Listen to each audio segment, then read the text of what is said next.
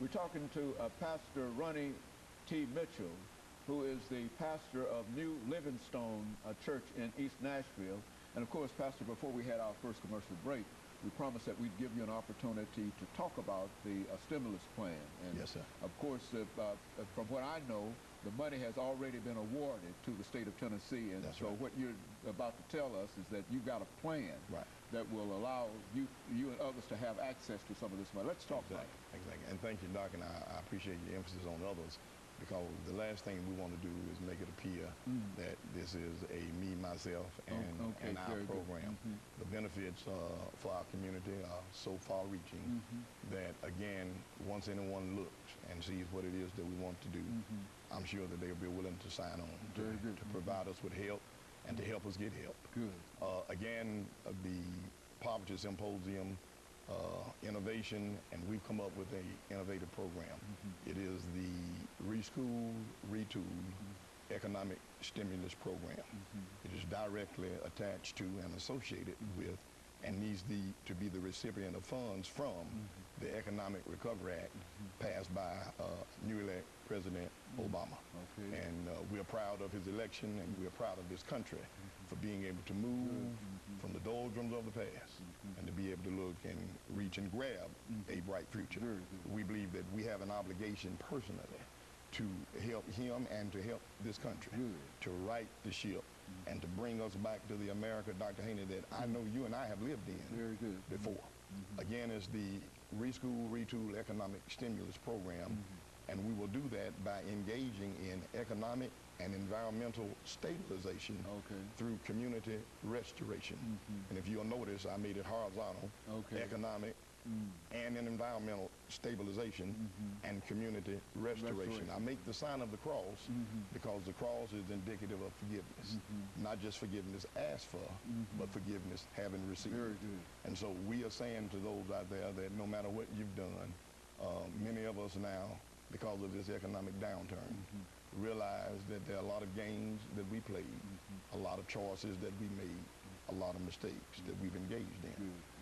What it's going to take now is for each of us to look past our differences, to work in common harmony on a common problem.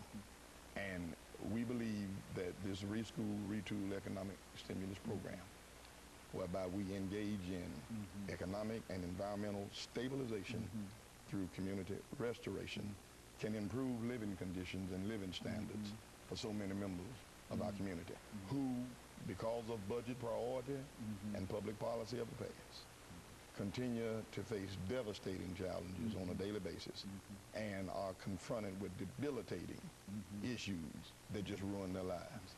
And so through this program, we intend to participate in the stimulus money that the federal government has sent to the state of Tennessee.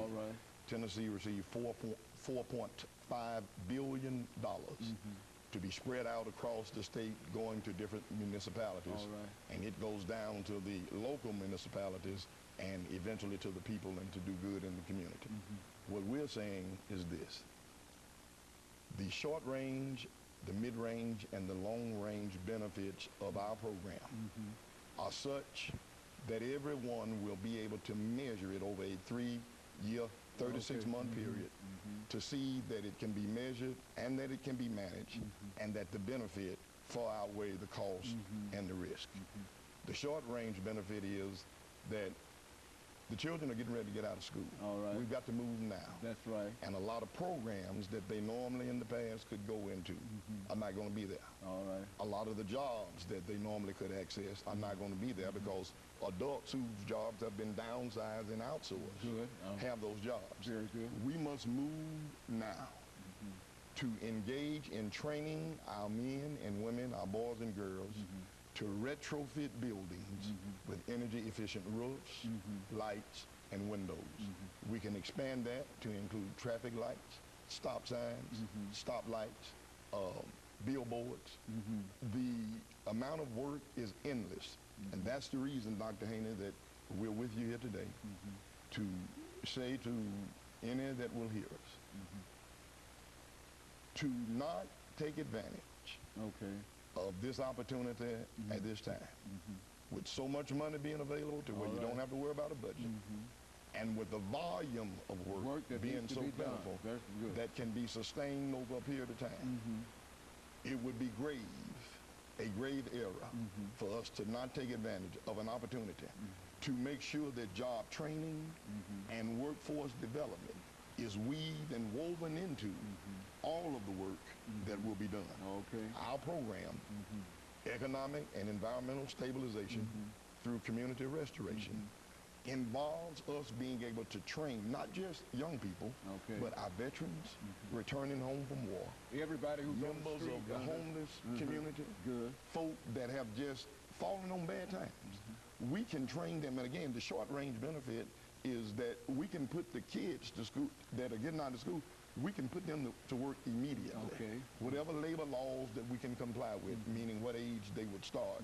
We'd like to start them at 16, but that may be too young. But surely the 18-year-old that have graduated from high school and is not going to college, all that idle time, we're saying we believe that we can attract them to this program to where we will put skills in their possessions that mimic our brothers and sisters of the Jewish community.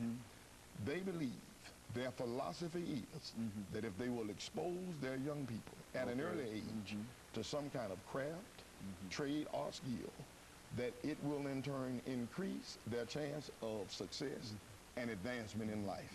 We want to mimic that because it's a success that works for a people, not just for an individual.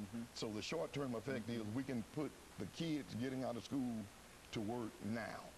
The mid-range benefit is that the convention center that we're getting ready to build downtown and the accompanying hotel is going to amount to $1 billion in jobs.